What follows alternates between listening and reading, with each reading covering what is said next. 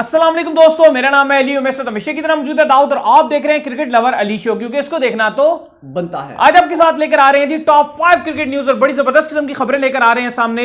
Number 1 पे बात करेंगे जी कि पीएसएल से रिलेटेड अब जो पीसीबी है उसने अपने प्लान्स वाजे कर दिए हैं कि पीएसएल किस तरीके से कराया जाएगा, किस किस ग्राउंड में कराया जाएगा और क्या क्राउड को अलाउ किया जाएगा या नहीं कंप्लीट, इसके ऊपर बात करेंगे। नंबर 2 पे बात करेंगे जी कि क्या बाहर के फॉरेन प्लेयर्स जो है वो कौन कौन से इस बार आ रहे हैं, क्या आएंगे भी या नहीं, उसके ऊपर भी एक अपडेट आ रही है, वो भी आप लोग से शेयर करेंगे। नंबर 3 पे बात करेंगे जी कि अहमद शहजाद की किस्मत का फैसला कोयटा ग्लैडिएटर ने कर लिया है, वो क्या सीन है वो भी आप लोग से शेयर करेंगे। नंबर 4 पे आप लोग को बताएंगे कि Pakistan versus south Africa series के अंदर कौन सी जो है तब्दीलियां अब होनी जा रही हैं और कौन सी तब्दीलियां हो सकती हैं टीम के अंदर, वो आप लोग से शेयर करेंगे। इसके बाद जो हम आपको बताएंगे जी वो हम आपको बताएंगे कि जो इसके बाद क्या खबर थी जी हमारे पास, मिसबाह और वकार से मिसबाह और वकार के हवाले से मोहम्मद आसिफ ने जो है वो बड़ा बयान जारी किया दोनों की कोचिंग को लेकर, क्या कहना है उनका वो भी आप लोग से शेयर करेंगे। और नंबर 6 पे आप लोग बताएंगे जी कि शुएब अख्तर का एक स्टेटमेंट आ रहा है बाबर और कोहली को लेकर, और साथ में बात करेंगे कि अब इस मैच में पाकिस्तान के लिए क्या बच गया है। तो अगर आप आए हमारे चैनल पर नए तो चैनल को सब्सक्राइब करके साथ लेकर बेल आइकन को बजाना ना भूलिएगा। तो बात का आगाज करते हैं दाऊद से नंबर 1 खबर को लेकर जो कि निकलकर सामने आ रही है। तो दाऊद फाइनली पीएसएल की जो इंतजामिया है उन्होंने अपने प्लान्स की जो है वो वजाहत कर दी और अपने प्लान्स जो है उन्होंने वाजे कर दिए हैं कि हमारा क्या प्लान होने जा रहा है पीएसएल को लेकर, किस तरीके से पीएसएल होगा अब। बिल्कुल अली, पीएसएल 2021 का जो एडिशन है उसका 10 जनवरी को जो है वो ड्राफ्ट पीसीबी ने करवाना है, लेकिन साथ ही पीसीबी ने जो है वो जो प्लान तैयार किया उन्होंने वो ये डिसाइड किया कि अगर करंट जैसे सिचुएशन चल रही है मुल्क में या दुनिया में, तो इस सिनेरियो में तो वो कह रहे हैं कि लाहौर और कराची में ही 2 ही वेन्यूज होंगे पीएसएल के जहां पर मैचेस करवाए जाएंगे और क्राउड को अलाउ नहीं कराया जाएगा। लेकिन अगर फिर भी पीसीबी ये उम्मीद लगा रही है कि अगर आगे जाके अगर बेहतरी होती है कोविड में तो फिर सिनेरियो बन सकता है क्राउड को, और फिर क्राउड को भी लाया जा सकता है, फिर सेम पीएसएल हो सकती है जैसे जो है पुरानी पीएसएल हुई थी। मुल्तान और रावलपिंडी को भी फिर मैचेस दिए जा सकेंगे, लेकिन ये होना चाहिए अभी, यानी कि 2-3 हफ्ते के अंदर अंदर ये हो जाए तब की बात है। अगर और मुश्किल नजर आ रहा है क्योंकि जो हालात बिगड़ रहे हैं, हाँ जिस तरह नजर आ रहा है, क्योंकि फिर टाइम बहुत कम रह जाएगा, इतनी जल्दी लॉजिस्टिक प्रॉब्लम्स रहती हैं, तो मोस्ट प्रोबेबली जो चांसेस हैं वो यही पीसीबी ने डिसाइड किया कि लाहौर और कराची ही होस्ट करेंगे। लेकिन अली जो ये तो चले खबरें हो गई, लेकिन जो इंपॉर्टेंट है वो फॉरेन प्लेयर के हवाले से आ रही है। अभी तक जो पीसीबी इसलिए ड्राफ्ट थोड़ा सा लेट किए जा रहा है और उसकी वजह भी यही निकल कर आ रही है कि जो फॉरेन प्लेयर्स हैं, पीसीबी इंटरेस्टेड था कि बड़े फॉरेन प्लेयर्स जो है वो इस बार पीएसएल में खेलें, लेकिन शायद ये पूरा ना हो सके और बड़े बड़े जो प्लेयर्स हैं वो इस बार ड्राफ्ट में शामिल ना हो सके, क्योंकि शेड्यूल बहुत टफ है। 2021 में सारी टीम्स ने बहुत ज्यादा मैचेस रखे हुए और खेल रही हैं करंटली। अगर आप देख लें तो पाकिस्तान न्यूजीलैंड खेल रही है, भारत ऑस्ट्रेलिया खेल रही है, श्रीलंका और साउथ अफ्रीका खेल रही है, और इंग्लैंड भी पहुंच चुकी है वहां पे श्रीलंका में। बिल्कुल इंग्लैंड ऑलरेडी पहुंच रही है, तो क्रिकेट बहुत ज्यादा हो रहा है। इस सिनेरियो में बहुत सारे प्लेयर्स जो हैं वो अवेलेबल नहीं होंगे, लेकिन देखना पड़ेगा कि शायद बीच में अभी पीसीबी की जो है और डिफरेंट फ्रेंचाइजीज खुद भी जो है वो कांटेक्ट कर रही हैं। सुनने में आ रहा है कि एबी डिविलियर्स से भी बातचीत चल रही है कि आप फ्री होंगे तो आप जो है वो अवेलेबल होंगे तो आप ही खेल लें। फिर देखना पड़ेगा क्योंकि एबी डिविलियर्स फिर आईपीएल को ज्यादा प्रायोरिटी देते हैं, और इंग्लैंड के जो काफी प्लेयर्स हैं शायद वो हमें देखने को ना मिले जो इंग्लैंड की इंटरनेशनल टीम में शामिल होते हैं, क्योंकि उनकी बहुत बड़ी सीरीज जो है वो इंडिया के साथ शुरू हुई हुई होगी। इंग्लैंड बिल्कुल उनके साथ सीरीज शुरू हो रही होगी, क्योंकि अभी श्रीलंका के बाद उन्होंने जो है वो इंडिया के साथ खेलना है, फरवरी मार्च पूरा उनका बुक है। हाँ और जाहिर है लेकिन हो सकता है ना कि टेस्ट मैचेस हो रहे हुए उनके, तो फिर शायद आपको जो है वो बीच में कुछ टाइम के लिए आपको T20 प्लेयर्स जो है वो कुछ टाइम के लिए आपको मिल जाए। और पीसीबी ने एक और चीज भी तय की है कि जितने खिलाड़ी हैं इनको प्राइवेट जेट्स में जो है ट्रैवल कराया जाएगा, जहां भी शहर मतलब इधर से उधर होना होगा, जो दूसरे लोकल जहाजों में नहीं होगा। कमर्शियल फ्लाइट्स में ये ट्रैवल नहीं करेंगे, इनको जो है वो प्राइवेट जेट में जो है फ्रेंचाइजीज इसका आधा खर्चा उठाएंगी, आधा पीसीबी खर्चा उठाएगा, और इनको जो प्राइवेट जहाज है उनके अंदर इनको ट्रैवल करवाया जाएगा। लेकिन फॉरेन प्लेयर्स के हवाले से अभी भी ये खबर आ रही है कि पीसीबी उस पर काम कर रहा है, डिफरेंट खिलाड़ियों से जो है वो राब्ते जारी हैं कि अगर आपको इस कैटेगरी में रखा जाए, मिनिमम कौन सी कैटेगरी है जिसमें आप खेलने को तैयार हो जाएंगे। कुछ कह रहे हैं कि हम डायमंड से नीचे में नहीं खेलेंगे, कुछ कह रहे हैं हम जो है वो आखिरी गोल्ड में हम खेल लेंगे, और कुछ कह रहे हैं कि हम सिर्फ और सिर्फ प्लैटिनम में ही खेलेंगे। लेकिन स्टिल अली खबरें यही हैं जो फ्रेंचाइजीज के सोर्सेज से पता चल रही हैं वो यही चल रही हैं कि उन्होंने ट्राई किया, एटलीस्ट हर फ्रेंचाइजीज ने 1 से 2 बड़े खिलाड़ियों के साथ जो है वो पूरी तैयारियों में है जाने के लिए, क्योंकि अभी कल परसों जो है मतलब परसों से जो आई होप कि शुरू हो जाएगा कि सारी फ्रेंचाइजीज जो है वो अपने रिटेल प्लेयर्स अनाउंस कर देंगी, तो बड़ी बड़ी जगहें जो है वो खाली हो जाएंगी, स्पेस होगी प्लैटिनम कैटेगरी में, गोल्ड, डायमंड में।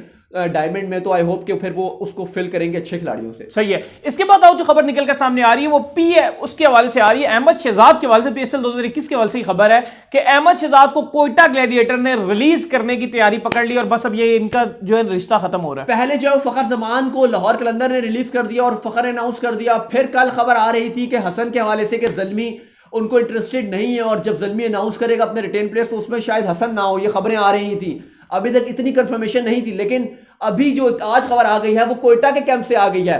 कोयटा ग्लैडिएटर ये डिसाइड कर रहा है कि अहमद शहजाद को अपने कैंप से रिलीज कर दिया जाए। और अली मेरे ख्याल से शायद ये बेहतर भी होगा क्योंकि अहमद शहजाद की कुछ खास परफॉर्मेंसेस थी भी नहीं लास्ट ईयर। और अगर आप अहमद शहजाद और उमर अकमल को कंपेयर करेंगे तो उमर अकमल ज्यादा एक बड़े प्लेयर साबित होते हैं T20 में, क्योंकि अहमद शहजाद पहले बहुत अच्छा करते थे लेकिन अब उनकी गेम अप्रोच बदल गई, डिफेंसिव अप्रोच वो अब बहुत टाइम लेना शुरू हो गए हैं। यानी कि एक आध इनिंग में वो अच्छा कर भी देते हैं लेकिन उसके बाद वो टाइम बहुत ज्यादा लेना शुरू हो जाती हैं और फिर T20 फ्रेंचाइजेस ही अफोर्ड नहीं कर पाती हैं। और लास्ट ईयर जो था एडिशन का 2020 वाला, वहां पे भी अहमद शहजाद की कोई परफॉर्मेंसेस खास थी नहीं, बहुत ही नाकिस परफॉर्मेंसेस रही थी।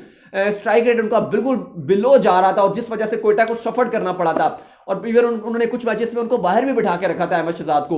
तो अब ये खबर आ रही है कि अब डिसाइड कर रहा है कोयटा कि अहमद शहजाद को बाहर बिठा दे, लेकिन आई होप कि क्या होगा अब बीच में क्या पता वो रख भी ले, लेकिन फिलहाल अब खबर यही आ रही है कि कोयटा इनको रिलीज कर रहा है, लेकिन कंफर्मेशन अभी भी नहीं है इस बात की। अच्छा, इसके बाद जो खबर निकल कर सामने आ रही है वो खबर आ रही है जी कि आपकी साउथ अफ्रीका के खिलाफ अब तब्दीलियां क्या होनी चाहिए, क्योंकि आपकी जो टीम है वो बिल्कुल ही वहां पर उसकी बैटिंग में भी कुछ क्लैप्स आ रहे हैं, उसकी बॉलिंग में भी कुछ क्लैप्स आ रहे हैं। तो कुछ दाऊद मेन नाम भी निकल कर सामने आ रहे हैं, जैसे कि आप उस्मान सलाहुद्दीन जो है उनका नाम आ रहा है, साथ जो एक और है जिनका हमने कहा कामरान साउथ शकील का नाम आ रहा है और साथ में नाम आ रहा है कामरान गुलाम का, क्योंकि हारिस सुहेल जो बिल्कुल अनटच नजर आ रहे हैं।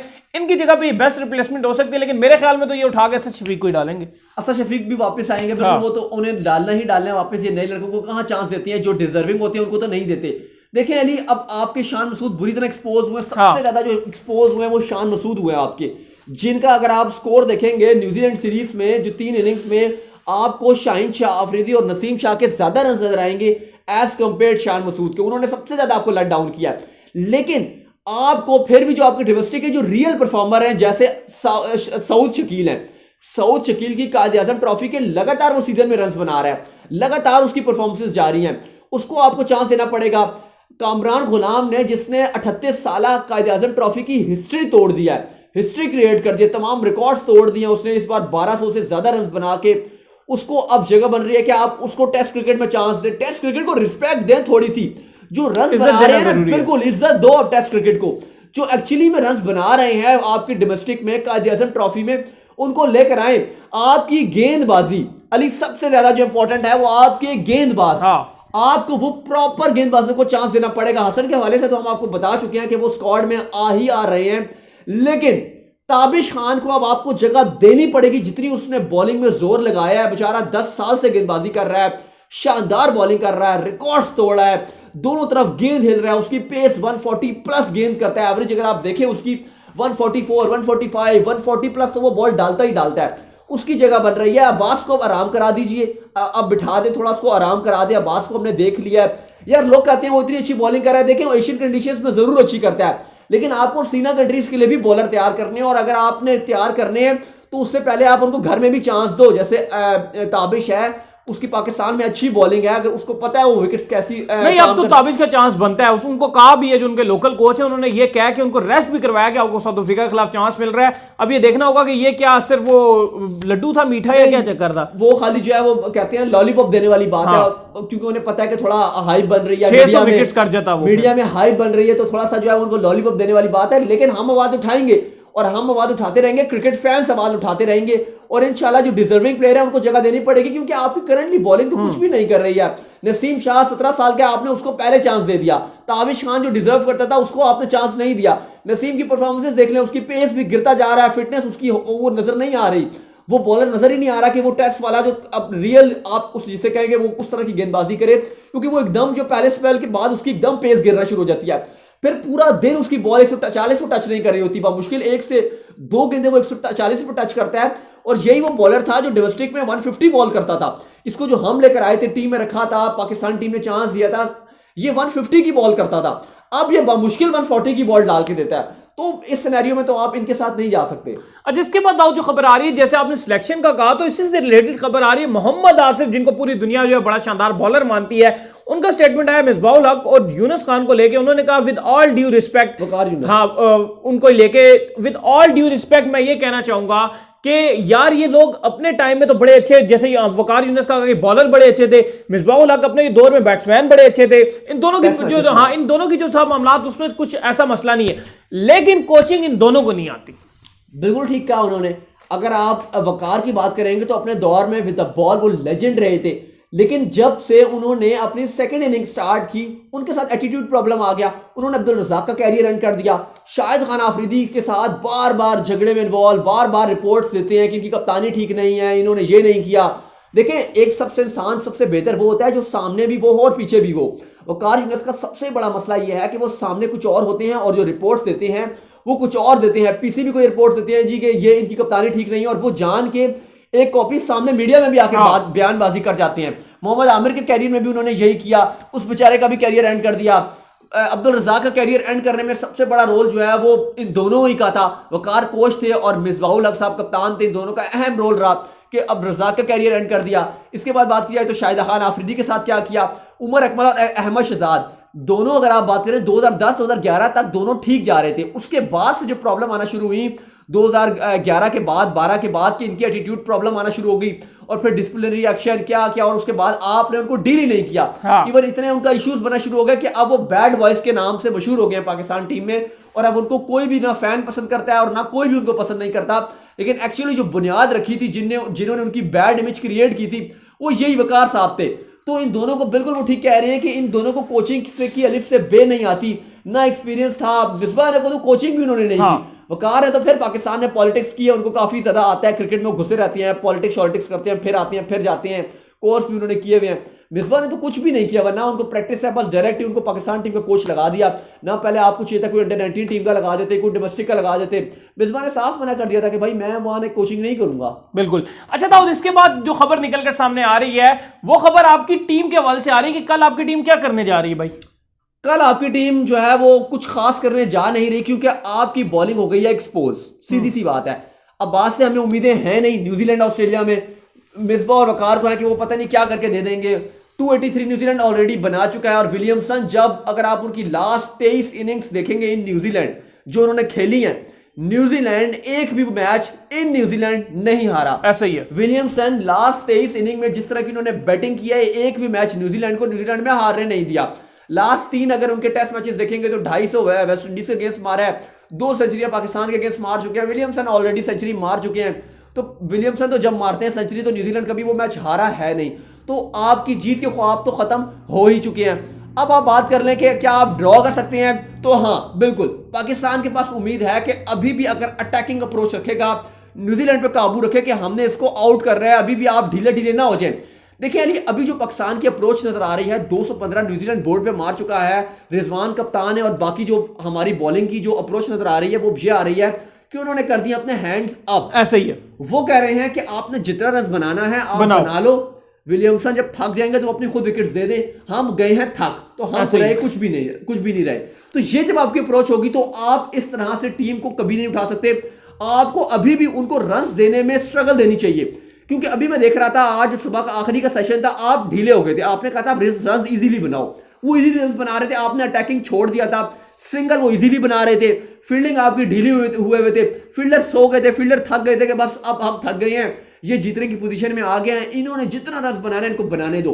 ये वाली अप्रोच आपको ले डूबेगी, ये वाली अप्रोच आपको मैच ड्रॉ भी करने नहीं देगी। इस अप्रोच को खाली फिलहाल चेंज करना है, बाकी इंशाल्लाह अल्लाह बेहतर करेगा। लेकिन ये अप्रोच जो है ना, इसको आपको खत्म करना है और फील्डिंग में जान मारनी पड़ेगी। ये नहीं कि सिंगल जा रहा है बस ढीले हो जाए, ये चीज नहीं चलेगी।